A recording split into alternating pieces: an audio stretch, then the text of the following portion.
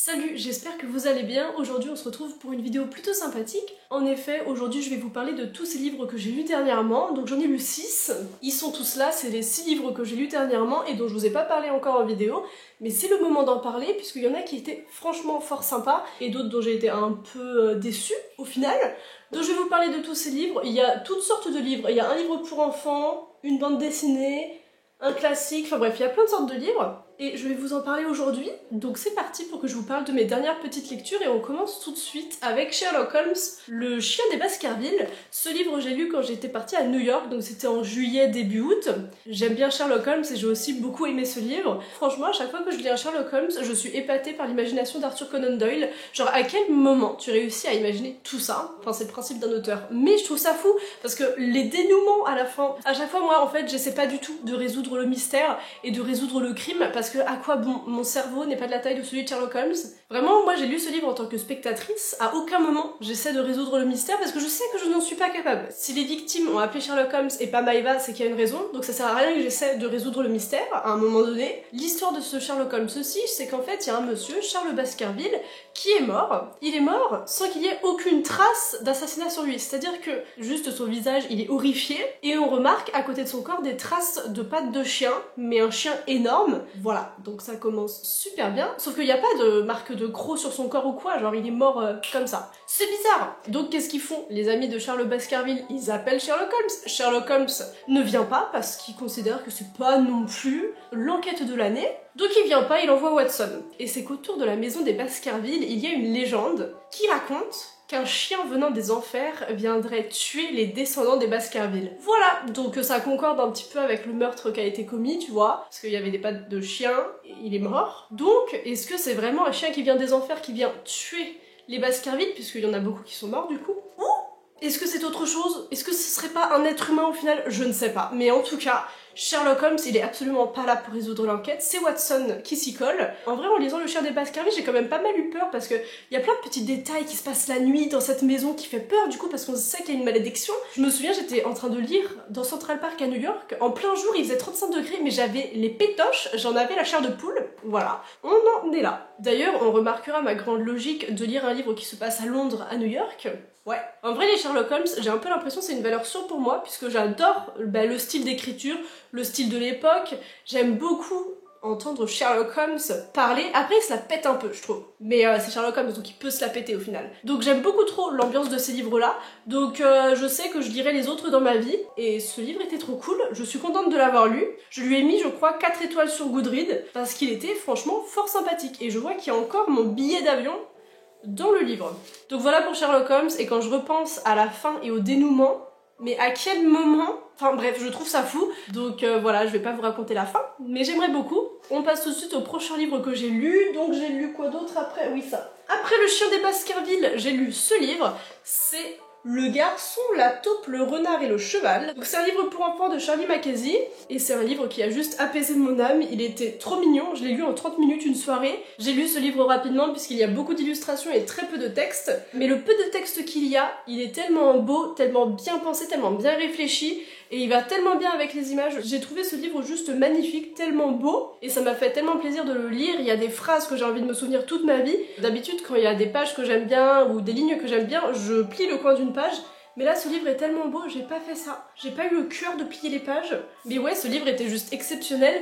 Je sais que je vais le relire dans ma vie, puisque j'aurai besoin de le relire, tu vois, quand ça va pas. Je sais que ce livre, il sera là pour moi, et il y a plein de petites phrases qui font tellement du bien au cœur. Et pour vous raconter un petit peu l'histoire de ce livre, c'est l'histoire d'un petit garçon qui rencontre au début une taupe. Ils parlent tous les deux pendant un long moment, et après, ils rencontrent tous les deux un renard qui a été pas mal maltraité par les hommes et par la vie. Et le renard, au début, qui lui voulait manger la taupe, finit par apprécier le petit garçon et la taupe. Tous les trois, ils se baladent, ils parlent, et ils finissent par rencontrer un cheval. Et tous les quatre, ils parlent beaucoup. Ils parlent de choses de la vie, ils parlent de ce qui est important dans la vie, donc l'amour, les amis, tout ça. Tous les quatre, ils deviennent vraiment une petite famille, et le renard, il parle pas beaucoup, mais il est là, il écoute. Oh là là, j'ai tellement envie de le relire, là, quand je relis des petites lignes.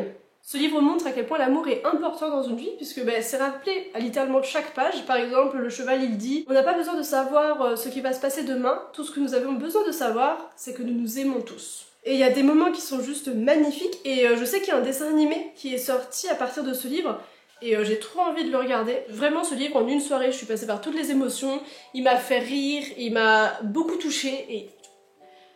Ah, quel livre! Ce livre, honnêtement, il m'a fait beaucoup de bien et pendant le mois d'août, je me sentais pas si bien que ça et lire ce livre, ça m'a permis de me rassurer et il m'a rappelé aussi les choses qui sont au final les plus importantes. Donc ouais, j'ai beaucoup aimé ce livre, je sais pas si vous l'aviez compris jusqu'ici, mais j'ai beaucoup apprécié cette lecture et je vous conseille Le Garçon, la Taupe, le Renard et le Cheval, qui est un livre juste trop bien. Je pense que ce livre, c'est un des livres que j'ai préféré lire dernièrement, il était vraiment, mais... j'ai pas les mots en fait, il était trop bien. Donc voilà pour ce livre, on passe au prochain.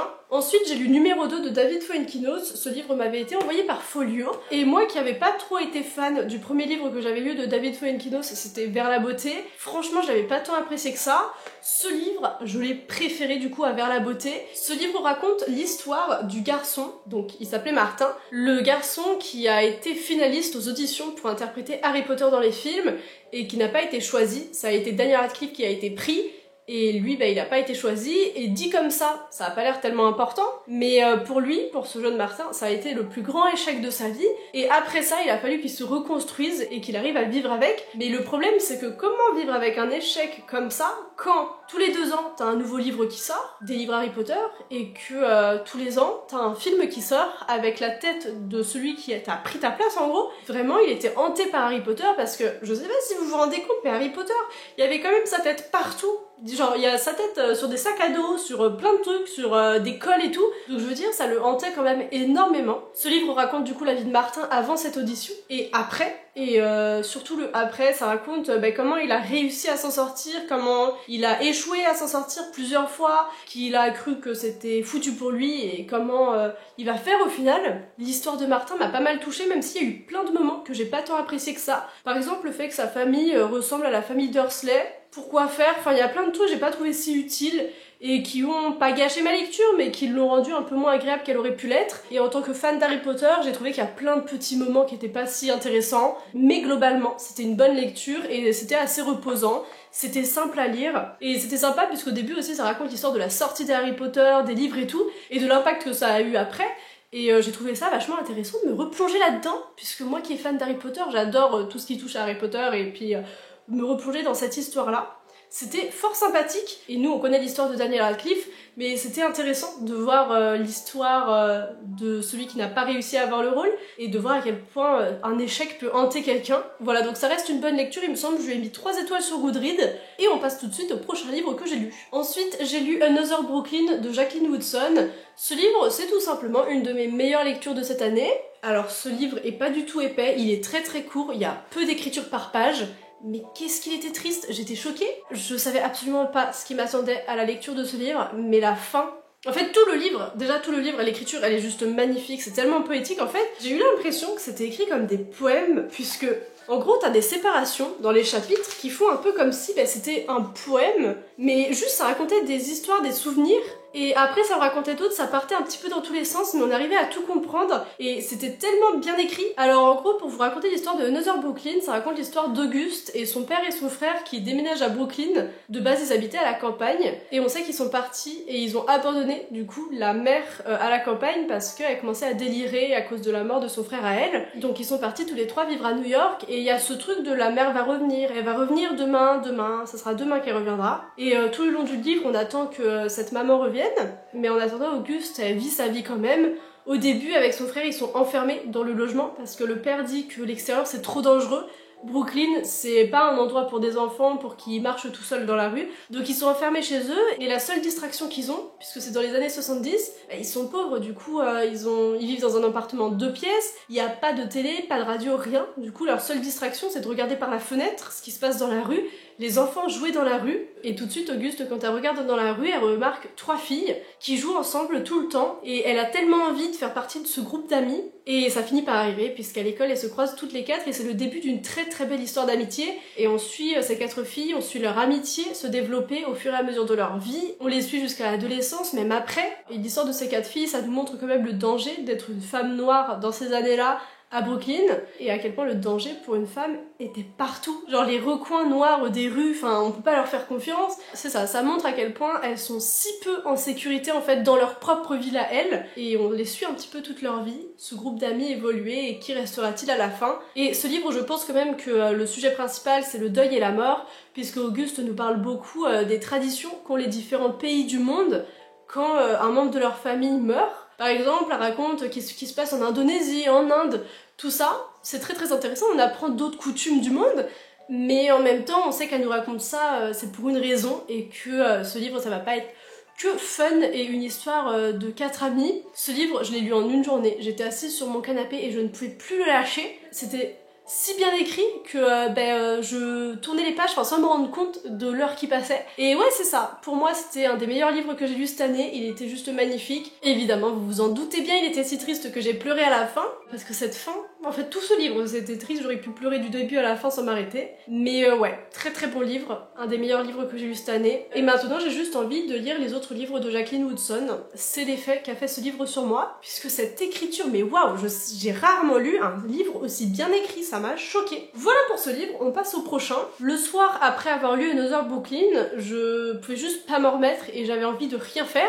Du coup, j'ai lu ce livre, j'ai lu cette BD. C'est Le bleu est une couleur chaude. Je l'ai lu en une soirée et franchement, j'avais pas aimé le film La vie d'Adèle, parce que c'est l'adaptation de ce livre au cinéma, et j'ai pas plus que ça aimé la BD. Voilà. Enfin, c'est un roman graphique normalement. Et en lisant ce livre, par contre, j'ai vu toutes les différences qu'il y avait avec le film. Déjà, elle s'appelle pas Adèle, elle s'appelle Clémentine. Et elle meurt, mais dès le début du livre, on le sait. Donc c'est pas un spoil que je vous le dise. Mais juste, elle est morte dès le début, et on le sait dès le début. Du coup, moi, ça m'a un peu mis mal. Je me suis dit, oh là là, si c'est pour lire l'histoire d'une morte, flemme. Non mais ouais, c'est surtout, ça commence si mal. Genre, c'est si triste dès le début. Moi, déjà, j'étais au bout de ma vie à cause de Another Brooklyn. Fallait pas m'en rajouter, je pense. Donc c'est ça, dès le début, on sait qu'elle est morte, Clémentine. Et après, ça nous raconte l'histoire de sa vie à travers ses journaux intimes. Sûrement que j'aurais plus apprécié ce livre si je l'avais pas lu direct après avoir lu un livre que j'ai autant apprécié. C'est peut-être aussi pour ça que je l'ai pas si apprécié que ça. Après, moi qui avais jamais été vraiment fan du film, ça me choque pas non plus que j'ai pas été fan du livre. Et aussi quelque chose qui a fait que j'ai pas plus apprécié ma lecture de ce livre que ça, c'est les dessins. C'est pas du tout le style que j'aime bien dans les BD. C'est tout en noir et blanc d'ailleurs parce que du coup la seule couleur qu'il y a c'est le bleu. C'est la couleur des cheveux d'Emma. Le fait que ce soit en noir et blanc ça m'a pas plus dérangé que ça et j'ai trouvé ça très beau. Le fait que ce soit que le bleu qu'il y ait, ça j'ai bien aimé. Mais le style de dessin, c'est pas un style que j'apprécie personnellement. Et donc ça a joué aussi sur le fait que j'ai pas tant apprécié ce livre que ça. Après j'ai aussi cette impression que si ce livre avait été un roman et pas un roman graphique, je l'aurais plus apprécié. J'ai pas plus apprécié que ça ce livre, j'ai mis 2 étoiles, parce que quand même il y a des moments qui étaient plutôt mignons, des moments qui étaient sympathiques. J'ai pas non plus gâché une soirée en lisant ce livre, c'était sympa à lire tout de même, mais c'était absolument pas ma lecture de l'année, et j'avais pas aimé le film, j'ai pas aimé le livre. C'est comme ça, on peut pas tout apprécier dans la vie non plus.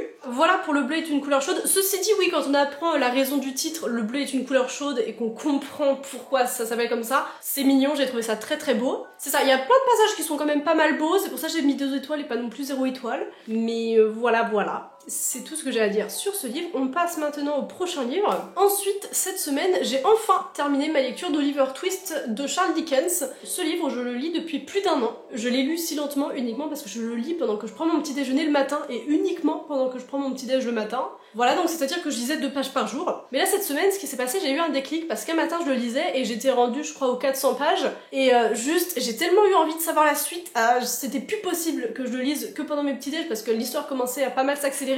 Donc j'ai pris le livre et je l'ai continué toute la journée et après je l'ai fini en 3 jours du coup, alors que ça faisait 1 an que je le lisais. Ce livre c'est un très bon classique, j'ai adoré le lire et il me rappelle tant de petits déjeuners pris avec mes cookies crisp. Donc pour vous raconter un petit peu l'histoire tragique de ce petit Oliver, quand il naît, sa mère décède et elle lui laisse absolument rien et il vit du coup en tant qu'orphelin. Il va dans une famille d'accueil qui est horrible, qui lui donne à peine à manger. Ensuite il va dans un dépôt de mendicité dans lequel sa vie n'est pas mieux. Après il va travailler chez un gars qui fabrique des cercueils, donc super joyeux, sauf qu'il s'échappe, c'est ça qui fait que l'histoire est sympa. Et il va à Londres il rencontre Renard, puis il rencontre Fagin, et tous ensemble, ce beau petit monde, ils volent les riches. Ils volent par exemple des mouchoirs, ça c'est simple à voler. Patati et patata, l'histoire continue, sauf que Oliver se fait arrêter. C'est génial. Et après, il rencontre des bienfaiteurs et tout, mais je vais pas tout vous raconter quand même, on va pas abuser. Et ce livre est tellement triste tout du long en fait, ça s'enchaînait, ça ne s'arrêtait pas, Oliver il avait toujours des bâtons dans les roues, genre quand ça allait mieux, non, on va finir par lui tirer dessus parce que forcément c'est pas fun sinon. Donc ouais, il a vraiment des moments très très durs, heureusement qu'il y a ces personnes qui sont là pour l'aider au final. Et cette fin en fait, c'est pour ça que j'ai tellement apprécié ce livre parce que tout le livre il était très bien écrit, c'était très sympa, mais c'est surtout la fin moi qui m'a fait me réaliser à quel point ce livre c'est un chef-d'œuvre parce que tous ces retournements de situation, ces révélations, ça m'a choquée. Hier soir je lisais cette fin, j'étais dans mon lit, je ne pouvais plus m'arrêter tellement ça me choquait, enfin tout ce qui était révélé. Et c'est ça en fait, la fin ça nous montre à quel point dès le début en fait tout était contre lui, ce pauvre petit. Et ouais du coup toutes ces révélations à la fin ça me donne envie de tout relire pour voir dès le début les signes qu'il y avait et tout. Enfin, ça m'a rendu un peu folle cette fin, de me dire que c'est si injuste. Et ouais, c'était très intéressant de voir la vie d'un petit orphelin dans ces années-là, à quel point ça pouvait être difficile dans un Londres que nous on connaît comme étant magnifique dans ces années-là, et au final qui n'est pas si beau et pas si propre. Donc voilà pour ma lecture d'Oliver Twist, ça a été vraiment une très bonne lecture, et pour moi tout s'est joué sur cette fin, et cette fin était tellement bien écrite, tellement belle, et du coup voilà, j'ai mis 4 étoiles à ce livre sur Goodreads, il était franchement fort sympathique, je vous le recommande. Voilà pour Oliver Twist, franchement, pépite. Voilà pour tous les livres que j'ai lus dernièrement, mes préférés, c'est évidemment du coup